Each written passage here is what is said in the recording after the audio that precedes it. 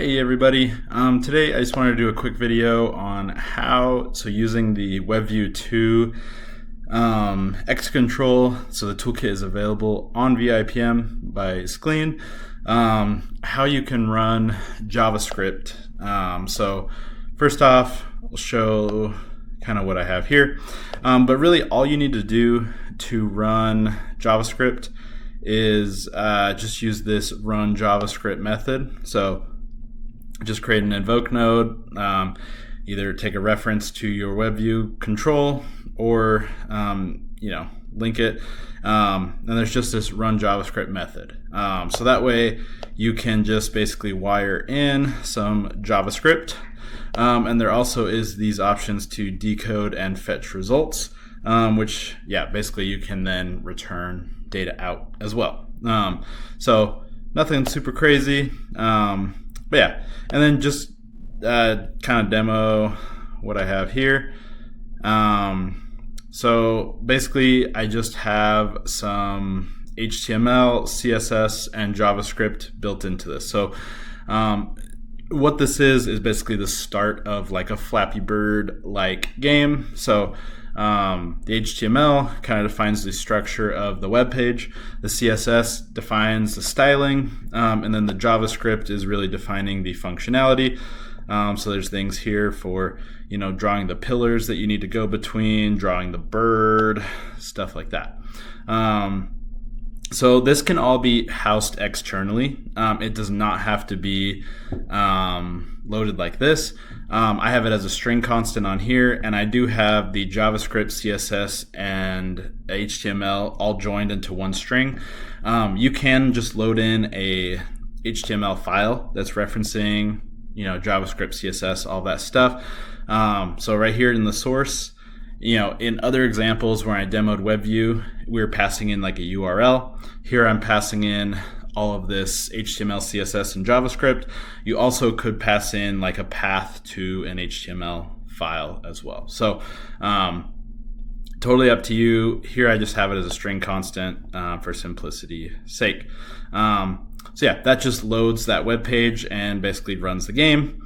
And then I have some LabVIEW based controls that will run different code. So when I click Flap, this is executing this JavaScript code. When I click the restart button, that is restarting the game, calling that restart game JavaScript function. So I can kind of demo what this looks like. And just FYI, this is the start of a Flappy Bird game. So I do have the pillars being drawn, the bird being drawn, the kind of calculating the position and velocity, all of that's working. This doesn't have the crashing into the pillars done yet. So FYI, if you notice, and I run this, I'll go right through the pillars and nothing happens. That's just because it's not finished. But yeah, so I have it set up so I can hit spacebar and goes through. So this is all just the JavaScript that's hosted inside of it. You can judge my Flappy Bird skills. But then I also have it set up so you can control it from LabVIEW. So I can do something like click the flap button, and it calls that same JavaScript function on this HTML page. But rather than relying on spacebar, I can rely on that. Now I also can click restart game there, it restarts the game, or I have it set up here so I can click it from LabVIEW. So this is hosted in the actual HTML JavaScript. This is LabVIEW. So you can do all sorts of other stuff. You can call whatever JavaScript code on custom HTML, on different web pages. You can just run JavaScript code in general to do different things. So that's kind of one example. So this is one that I put together, and then I just wanted to share, this is one of the examples that ships with the toolkit. It functions very similarly. So here they just have some of that HTML to define this web page, which is basically a chart, and then same thing, just loading the source. And then running some JavaScript. So here they're able to set the label on the chart.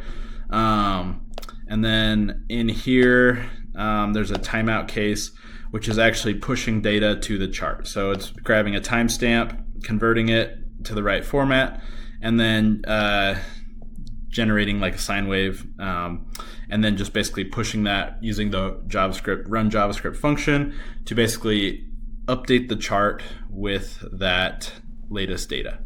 So running this, we basically get every 500 milliseconds updated data. So you get a nice looking chart, kind of a more modern, web-based chart with timing and all that stuff. And you can change the label, something like that. So now it says sine. So yeah, you can do all sorts of cool stuff. Basically helps you really augment LabVIEW, incorporate all sorts of new behaviors and features into LabVIEW by being able to execute JavaScript, embed HTML, and embed CSS. So a lot of really cool stuff you can do, but that's going to be how you can run JavaScript code with the WebView2 toolkit in LabVIEW. Thanks for watching. Canon Controls is your gateway to mastering LabVIEW. Dive into programming for data acquisition, industrial communications, and manufacturing automation. Explore how to enhance your projects with cybersecurity best practices. Join the journey to elevate your skills and secure your systems with every episode.